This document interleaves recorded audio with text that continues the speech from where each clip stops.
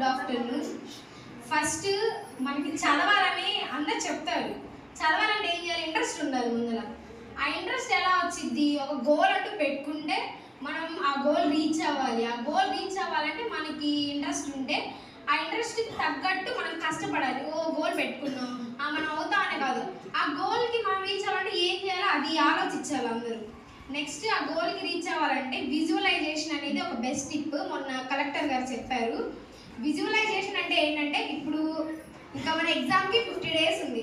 Suppose ఇప్పుడు మన exams అయిపోయాయి అనుకోండి, మన రిజల్ట్ వచ్చేసింది. మన క్లాస్లో ఎవరో మిమ్మల్ని మీరే ఊహించుకోండి, మీకు 600 అవుట్ ఆఫ్ 600 వచ్చేసినాయి.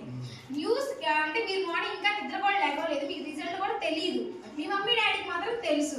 ఇప్పుడు న్యూస్ రిపోర్టర్లు, టీచర్స్ అందరూ మీ ఇంటి ముందుకు వచ్చేసి మీ మాటల కోసం వెయిట్ చేస్తున్నారు. ఒక్కసారి ఇమాజినేషన్లోకి వెళ్ళండి. ఆ ఫీలింగ్ మీకు ఎంత బాగుంటుంది. ఆ ఫీలింగ్ నిజంగా రావాలంటే ఏం చేయాలి? దానికి తగ్గట్టు కష్టపడాలి. కష్టపడాలంటే రోజుకి ఒకసారి విజువలైజ్ చేసుకోండి.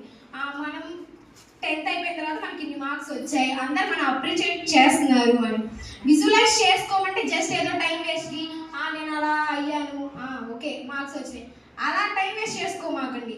అలా అవ్వడానికి ఏం చేయాలో అది ఆలోచించండి. ఎప్పుడైనా అందరికి 24 అవర్సే ఉంటాయి. ఆ 24 అవర్స్లో 9 అవర్స్ స్కూల్లోనే ఉంటాం. మార్నింగ్ 8కి వస్తున్నాం, 5కి వెళ్ళిపోతున్నాం.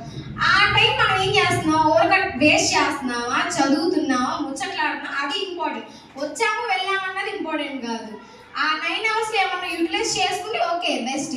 మరి ఇంటికి వెళ్తాం. ఇంటికి వెళ్ళిన తర్వాత తినడానికి, మన పనులకి వాటికి 2 అవర్స్, మొత్తం ఎన్ని 11 అవర్స్.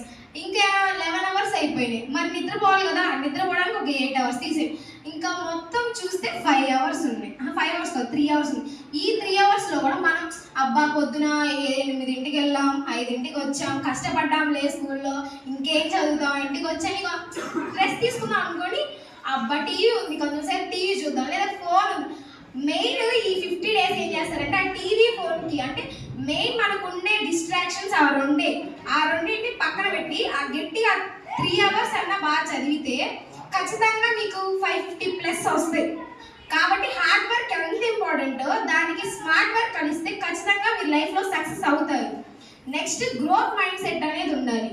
అంటే ఇప్పుడు ఎక్కడికన్నా ఇప్పుడు సపోజ్ మనం అందరం ఇక్కడ గ్యాదర్ అయ్యాం, ఇక్కడ ఎవరైనా స్పీచ్ చెప్తుంటే మాట్లాడకూడదు, అలా మినిమం కామన్ సెన్స్ అనేది మనకు ఉండాలి కదా. అలా మన డిసిప్లైన్ బట్టి మనం ఎలా ఉంటాం ఏంటి అని పక్కన వాళ్ళు అంచనా వేసేస్తారు. ఇప్పుడు మనం గోలగా ఎలా పడితే అలా వీళ్ళు డిసిప్లైన్ లేరు అంటే వీళ్ళ మైండ్ సెట్టే సరిగ్గా లేదు, ఇంకా వీళ్ళేంటి చదివేదనే ఒక థాట్లోకి వెళ్ళిపోతారు. కాబట్టి ఫస్ట్ మన అపీరెన్స్